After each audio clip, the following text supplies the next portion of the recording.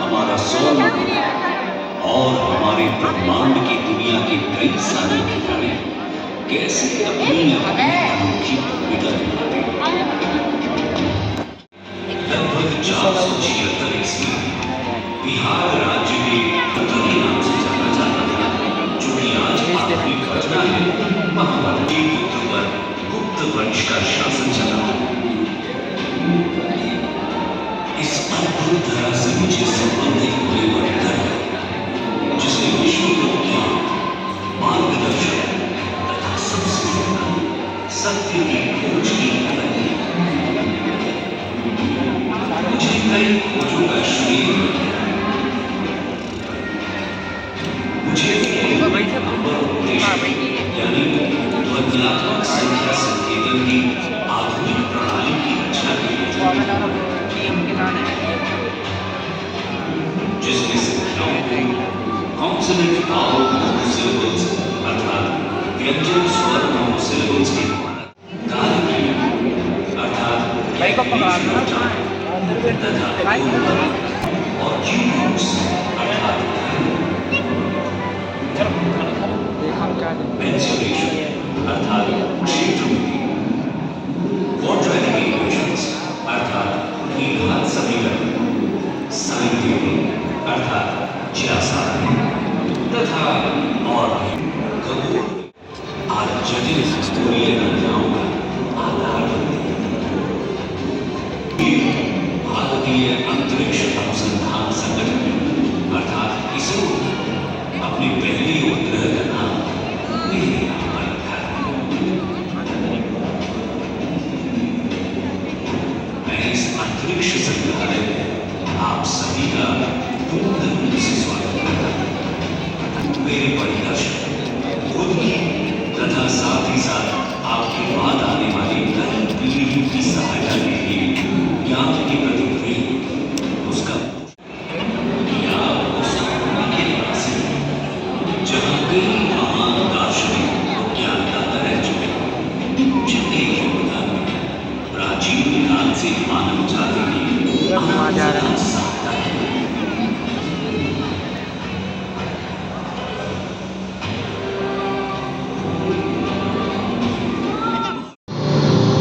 इसमें यह भी कहा गया है कि तब से ब्रह्मांड का विस्तार होता आ रहा है। हालांकि ब्रह्मांड का स्थानिक आकार अज्ञात है। इक्वेशन ये इशारा करती है कि ब्रह्मांड का न्यूनतम व्यास 23 लाख करोड़ प्रकाश वर्ष, जिसका व्यास आज के दिन लगभग 93 अरब प्रकाश वर्ष है। और हमारी बातों के बीच यानी इस क्षण वो लगातार बढ़ता जा रहा है। ब्रह्मांड के विस्तार के साथ शुरुआत से मौजूद ऊर्जा और पदार्थ कम घने हो गए। एक शुरुआती त्वरित विस्तार अवधि के बाद, जिसे लगभग 10 की घात 32 सेकंड में इन्फ्लेशनरी इपॉक के नाम से जाना जाता है, परमाणु उपकणों और सरल परमाणु, जिससे हाइड्रोजन और हीलियम के विशाल बादल बनते हैं। ये तत्व उन जगहों में चले गए जहां डार्क मैटर सबसे अधिक घना था। इस तरह पहली आकाश गंगाएं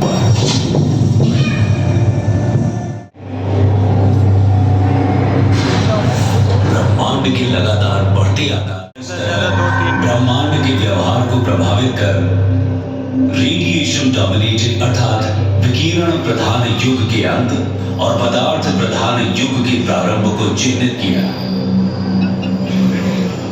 गुरुत्वाकर्षण से आकर्षित ब्रह्मत्व अजीब तरह से समय के साथ नहीं बदलता। लगभग 9.8 अरब वर्षों के बाद ब्रह्मांड अंततः इतना विस्तारित हो गया था कि जिसके पदार्थ का घनत्व डार्क एनर्जी के घनत्व से कम हो गया। इससे वर्तमान में अंधकार ऊर्जा प्रधान युग की शुरुआत हुई। संयोग से डार्क एनर्जी के कारण ब्रह्मांड का विस्तार, उतना ही इसकी शुरुआत की कहानी दिलचस्प। इन तस्वीरों को देखिए, प्रक्षेपण के लिए तब छोटे रॉकेट की टक्कर से बैलगाड़ी और साइकिल तक से खोए गए थे। 54 साल बाद बीते दिनों चंद्रयान-3 के सफल प्रक्षेपण में इसरो की उपलब्धियों में एक नहीं बल्कि 4 चांद लगा दिए। सारी दुनिया भारत की इस अंतरिक्ष एजेंसी का न सिर्फ लोहा मान रही है, बल्कि दुनिया की प्रमुख 5 स्पेस एजेंसियों में इसका नाम शुमार हो चुका है। आखिर इसरो का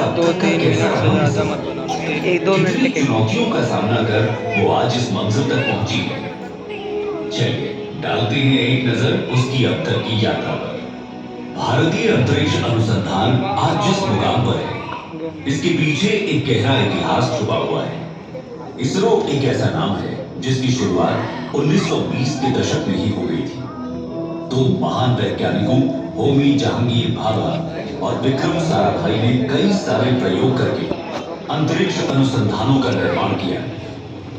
अपनी सोच और समझ ने इसरो के विकास में महत्वपूर्ण योगदान दिया।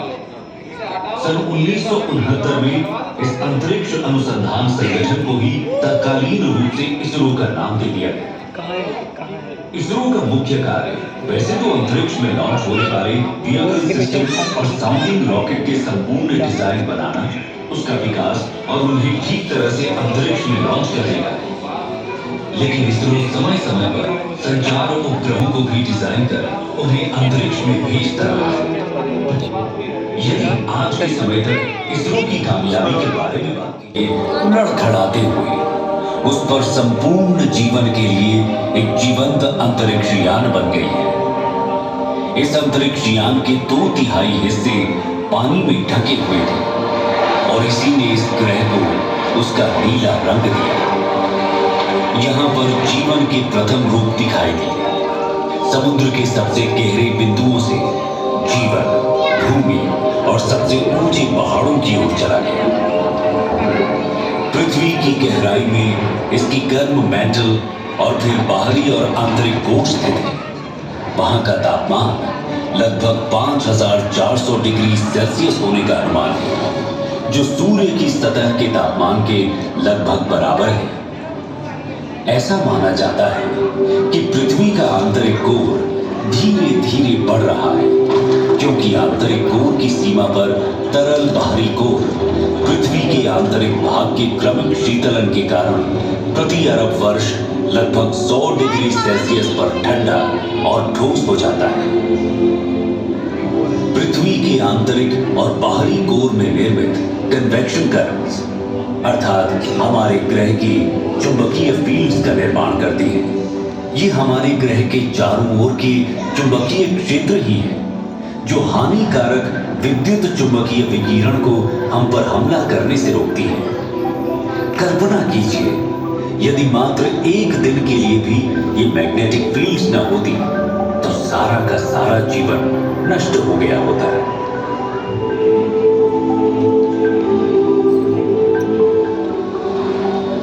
महासागरीय धाराएं समुद्री जल की निरंतर निर्देशित गति है, जो उस पर कार्य करने वाली कई शक्तियों द्वारा उत्पन्न होती है, जिसमें हवा, तापमान, टूटती लहरें, गहराई की रूपरेखा और तटरेखाएं, साथ ही अन्य धाराओं की दिशा और ताकत के साथ इसका इंटरैक्शन शामिल है। ये समुद्री धाराएं ही हैं जो वैश्विक कन्वेयर बेल्ट बनाती हैं और उन क्षेत्रों के तापमान को प्रभावित करती हैं जहां से वे यात्रा करती हैं।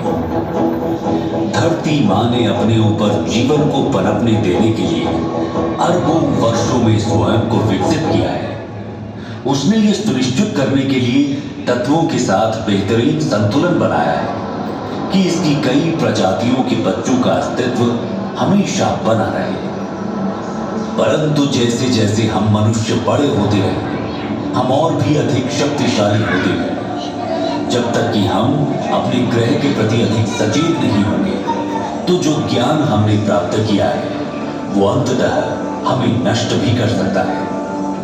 हम मनुष्यों को शक्तिशाली होने के बावजूद अपनी बढ़ती आबादी को संसाधन उपलब्ध कराने के लिए पृथ्वी का शोषण करने के लिए अधिक मजबूर होना पड़ेगा और अपने मूर्खतापूर्ण उपभोग के कारण कई प्रजातियों को बर्बाद कर चुके हैं। पृथ्वी ने हमें पहले से ही चेतावनियां देना शुरू कर दिया है। प्रमुख जलवायु परिवर्तन, ध्रुवीय टोपी का पिघलना, जो कि हमारे मीठे या ताजे पानी का सबसे बड़ा भंडार है, न केवल उसके भंडार को बर्बाद करता है बल्कि पृथ्वी की ऊपरी तह को भी विकृत करता है, जिसके फिर दूरगामी परिणाम होते हैं।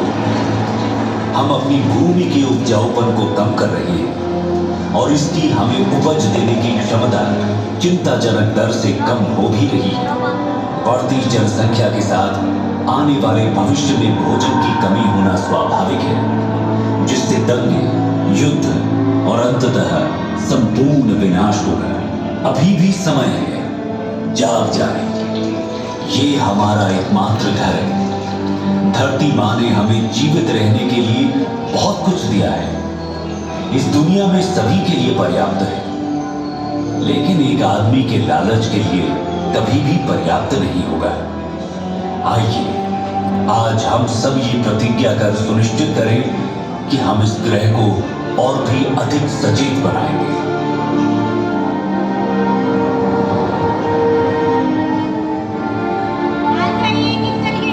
क्षेत्रों में जाने से पहले आइए कुछ क्षण के लिए अपने निवास ग्रह पृथ्वी पर टकटकी लगाकर नजर डालें, जहां हम जो कुछ भी प्यार करते हैं, अपना मानते हैं और संजोते हैं, वो हमारी सुरक्षित वापसी का इंतजार कर रहा है। हमारे प्रिय चंद्रमा की ओर आगे बढ़ते हैं, जो कि किंवदंतियों और कहानियों में एक खगोलीय प्रेरणा की तरह है।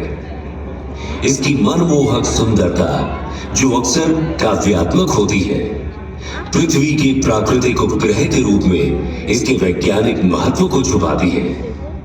चंद्रमा, जो पृथ्वी से लगभग 3,84,400 किलोमीटर दूर स्थित है, समुद्री ज्वार को प्रभावित करता है, पृथ्वी के घूर्णन को स्थिर करता है। जैसे ही हम अपने निकटतम पड़ोसी मंगल ग्रह को पार करेंगे, क्षुध ग्रह बेल्ट से गुजरने के लिए तैयार हो जाएं।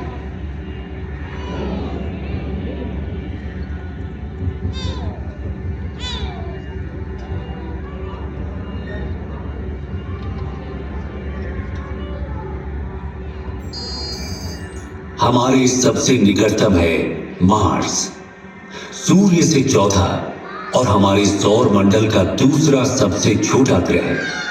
ये केवल बुध से बड़ा है। मार्स को रोमन युद्ध के देवता का नाम दिया गया है और संस्कृत में इसे मंगल कहा जाता था। इसे लाल ग्रह भी कहा जाता है। ये आकर्षक लाल रंग इसकी सतह पर मौजूद आयरन ऑक्साइड के प्रभाव के कारण होता है। मंगल भी विरल वातावरण वाला एक स्थलीय गड्ढे है। घाटियां, टीले और यहां तक कि ध्रुवीय बर्फ की टोपियां भी मौजूद हैं।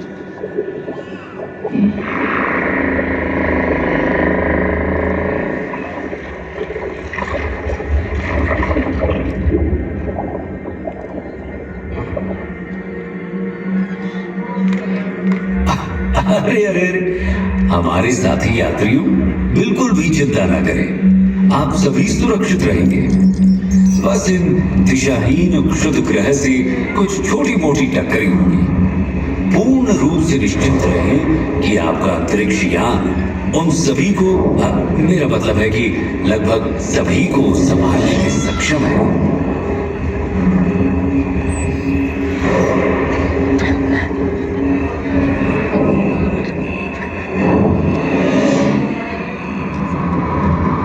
जैसे ही हम बृहस्पति के चारों ओर उड़ते हैं, जो सूर्य से 5वां ग्रह है और जो हमारे सौर मंडल में सबसे बड़ा है, इस विशाल ग्रह का वजन इस सौर मंडल के अन्य सभी ग्रहों के कुल वजन से 2.5 गुना से भी अधिक है।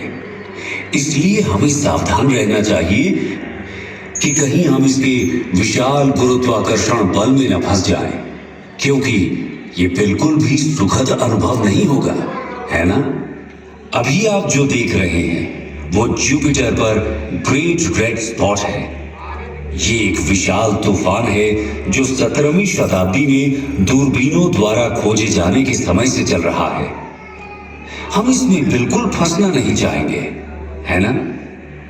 हमने बृहस्पति के कई अज्ञात और अब तक ज्ञात लगभग 80 चंद्रमाओं में से कुछ को पार कर लिया है।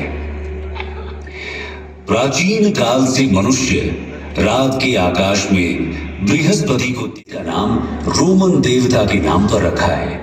संस्कृत में हमारे ग्रंथों ने हजारों वर्षों से इस ग्रह की पहचान की है और इसे बृहस्पति कहा है। क्या आप जानते हैं प्रयागराज में प्रसिद्ध कुंभ मेला जो हर 12 साल में होता है, वास्तव में सूर्य के चारों ओर बृहस्पति की यात्रा की समय रेखा का अनुसरण करता है। बृहस्पति अपनी एक परिक्रमा सूर्य के चारों ओर 12 वर्षों में पूरी करता है और इसी की स्मृति में कुंभ मेला हर 12 वर्षों में होता है। आइए हम अपने सौर मंडल के सबसे शानदार दृश्यों में से एक की ओर आगे बढ़ें।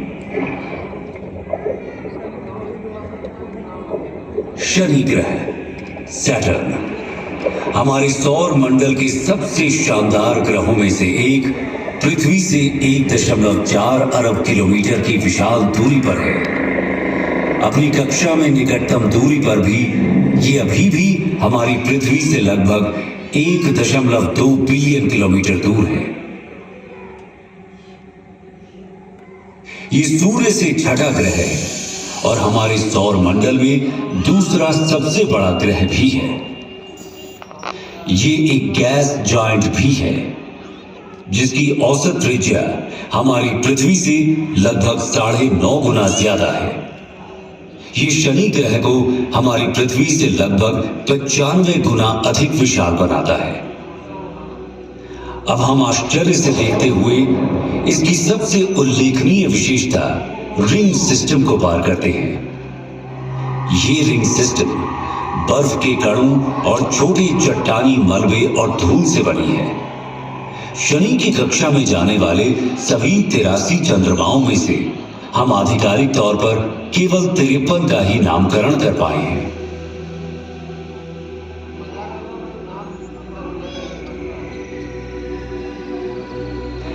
जैसे जैसे हम अपनी अंतरिक्ष यात्रा में तेजी लाते जा रहे हैं, हम अपने सौर मंडल से गुजरते हुए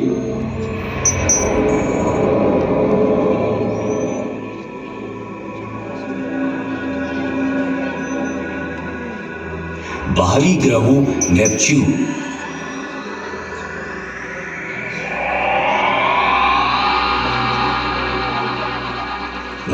और अंत में प्लूटो से आगे बढ़ते हैं।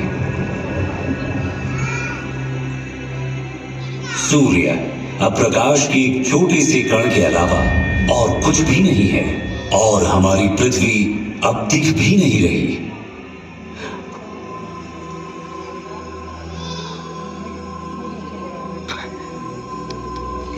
हम अब अपनी पृथ्वी से 7 अरब किलोमीटर से अधिक दूरी पार कर चुके हैं।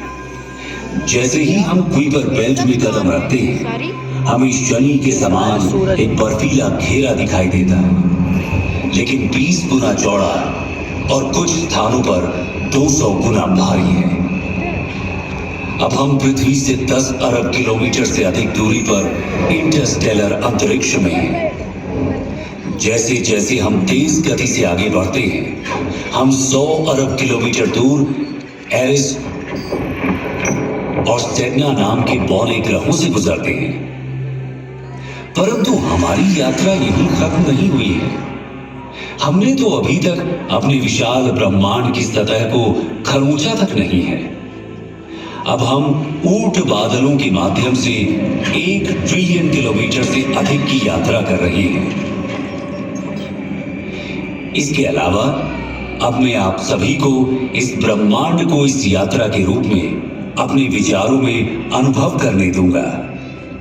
जब आप खुद को इस अविश्वसनीय विशालता के साथ एक महसूस करेंगे, अपनी ब्रह्मांडीय यात्रा को जारी रखते हुए हमारा सामना प्रोसियोन, जिसे अल्फा कैनिस माइनोरिस के नाम से भी जाना जाता है, जैसे जैसे हम अंतरिक्ष में यात्रा करते हैं, हमारा सामना केपेला से होता है, जो ओरिगा तारामंडल में एक प्रमुख तारा प्रणाली है।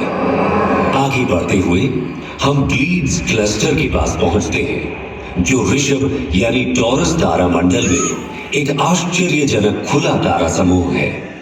इसे सेवन सिस्टर्स के नाम से भी जाना जाता है। प्लीड्स ब्रह्मांडीय सुंदरता और खगोलीय महत्वता को प्रदर्शित करता है। ओरायन तारामंडल में मौजूद एक मनोरम तारकीय नर्सरी, गैस और धूल का ये विशाल बादल लगभग 24 प्रकाश वर्ष दूरी तक फैला हुआ है और ये नए सितारों के जन्म स्थान के रूप में कार्य करता है। हम धनु यानी सजिटेरियस समूह का सामना करते हैं, जिसे मेसियर 22 के रूप में भी जाना जाता है, जो धनु यानी सजिटेरियस तारामंडल में एक गोलाकार तारा समूह है और इसे ज्योतिषीय प्रतीकवाद में अन्वेषण और ज्ञान प्राप्ति का प्रतीक माना जाता है।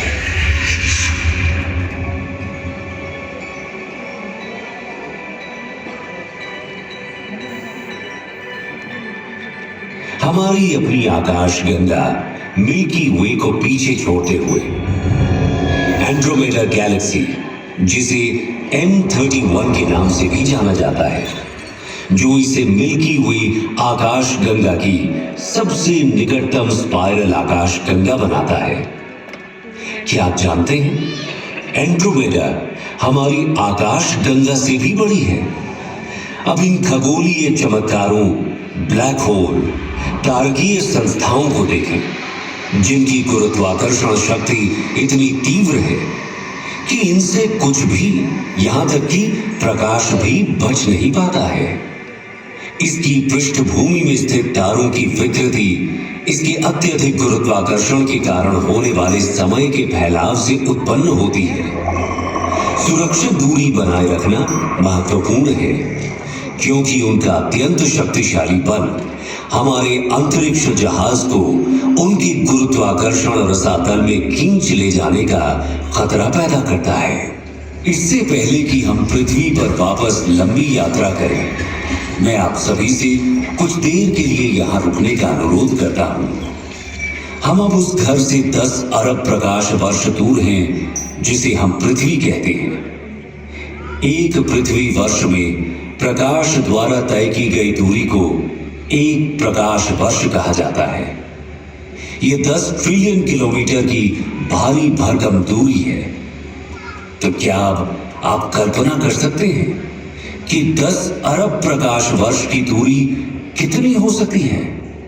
यहां से हमारी पृथ्वी दिखाई भी नहीं देती। यदि हम पृथ्वी की ओर प्रकाश की एक किरण छोड़ें, तो उसे घर तक पहुंचने में 10 अरब वर्ष लगेंगे।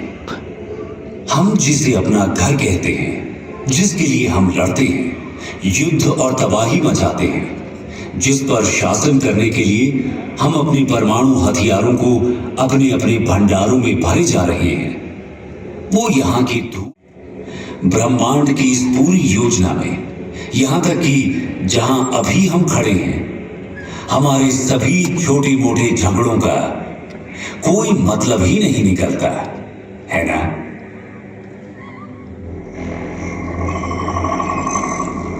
आइए अब हम अपने घर पृथ्वी पर वापसी की अपनी लंबी यात्रा शुरू करें। ब्रह्मांडीय बाधाओं से भरे तेजी से बढ़ते हुए हम अपने आप को प्रकाश की गति से भी तेज गति से आगे बढ़ाते हैं और अपने ज्ञात ब्रह्मांड के किनारे पर स्थित अज्ञात क्षेत्रों की ओर एक असाधारण यात्रा पर निकल पड़ते हैं। ये अभियान उन असंख्य रहस्यों और संभावनाओं को उजागर करता है जो हमारी वर्तमान समझ से परे इस विशाल ब्रह्मांडीय चादर में हमारा इंतजार कर रही है।